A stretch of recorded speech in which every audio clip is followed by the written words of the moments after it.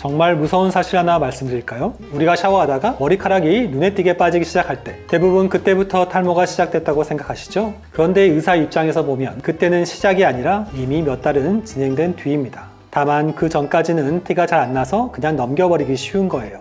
오늘은 탈모가 눈에 띄기 전에 머리가 잠깐 보내주는 탈모 전 마지막 신호들이 무엇인지 하나씩 짚어드리려고 합니다. 첫 번째 신호는요, 머리카락이 가늘어지고 힘이 없어지는 겁니다. 예전엔 드라이만 해도 볼륨이 잘 살았는데 요즘은 축 처지고 금방 가라앉는 느낌이 드신다면 그건 이미 모근이 약해지고 있다는 뜻이에요. 모근이 단단할 때는 머리카락이 굵고 탄성이 있습니다. 하지만 탈모가 시작되면 모근이 영향을 충분히 받지 못해서 머리카락이 덜 자란 채로 빠지기 시작하죠. 그래서 겉으로는 숱이 줄었나 싶을 정도인데 실제로는 모발 굵기가 줄어든 단계입니다. 이 시기를 그냥 지나치면 3에서 6개월 후에는 눈으로 봐도 숱이 달라져요. 두 번째 신호는 정수리나 이마가 유난히 밝게 보이기 시작할 때예요. 특히 사진 찍을 때 정수리가 왜 이렇게 하얗게 보이지? 이런 생각 해보신 적 있을 거예요. 이건 두피가 하얘진 게 아니라 머리카락이 얇아지면서 빛이 그대로 통과하기 때문이에요. 정수리나 M자 부위는 남성 호르몬의 영향을 가장 많이 받는 부위라 초기에 여기가 먼저 비쳐 보입니다. 거울로는 잘 안 보이지만 조명 아래에서 찍은 사진에는 확실히 티가 나죠. 이걸 초기에 발견하면 충분히 되돌릴 수 있습니다. 세 번째 신호는 두피가 자꾸 간지럽거나 뜨겁게 느껴질 때예요. 머리 감은 지 하루도 안 됐는데 가렵거나 뭔가 열감이 느껴지는 경우 있죠? 그건 두피에 염증이 생겼다는 신호예요. 피지선이 과도하게 활동하면서 모공이 막히고 그 안에 염증 반응이 일어나면 모근이 제대로 숨을 못 쉬게 됩니다. 이 상태가 반복되면 머리카락이 가늘어지고 쉽게 빠지기 시작하죠. 특히 두피 열감은 눈으로는 안 보여서 더 위험합니다. 두피가 뜨겁게 느껴진다면 이미 모근 주변에 염증이 자리 잡았다고 보셔야 해요. 네 번째 신호는 빠지는 머리카락의 모양이 달라졌을 때예요. 감거나 말릴 때 보면 예전엔 길고 굵은 머리카락이 빠졌는데 요즘은 짧고 가는 머리들이 눈에 띄죠? 그건 머리카락이 성장기를 다 채우지 못하고 중간에 빠지는 겁니다. 정상적인 머리카락은 3에서 5년 동안 자라다가 자연스럽게 빠집니다. 하지만 탈모가 시작되면 그 주기가 6개월에서 1년으로 짧아져요. 즉, 아직 자라지도 못한 머리들이 조기 퇴사하듯 떨어지는 거예요.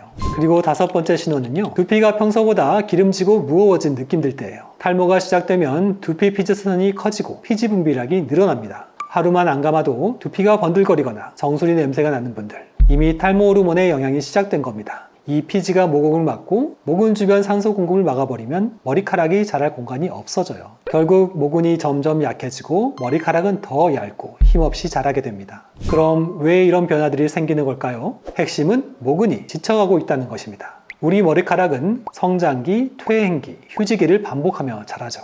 하지만 스트레스, 수면 부족, 피지 과다, 그리고 DHT 같은 남성 호르몬의 영향으로 이 주기가 망가집니다. 즉, 머리카락이 충분히 자라기도 전에 이제 쉴게요 하고 빠지는 거예요. 이게 바로 탈모의 시작이자 앞에서 말씀드린 5가지 신호가 나타나는 이유입니다. 그럼 우리는 지금 이 시점에 무엇을 해야 할까요? 첫 번째는 두피 청결 유지입니다. 머리를 대충 덜 감는 건 절대 금지. 피지가 쌓이면 모근이 숨을 못 쉬어요. 하루 한 번 미지근한 물로 감고 두피까지 충분히 마사지 해주세요. 두 번째, 수면과 스트레스 관리. 스트레스가 쌓이면 몸에서 DHT가 더 많이 만들어집니다. 하루 7시간에서 8시간의 숙면은 탈모 치료의 기본이에요. 세 번째, 영양 공급. 단백질, 철분, 아연, 비타민 D가 부족하면 모근 세포가 새 머리카락을 만들 힘을 잃어요. 식사로 챙기기 어렵다면 영양제도 괜찮습니다. 그리고 이미 숱이 눈에 띄게 줄었거나 M자 형태와 정수리가 보이기 시작했다면 생활 습관만으로는 어렵습니다. 이때는 전문 치료 단계로 가야 합니다.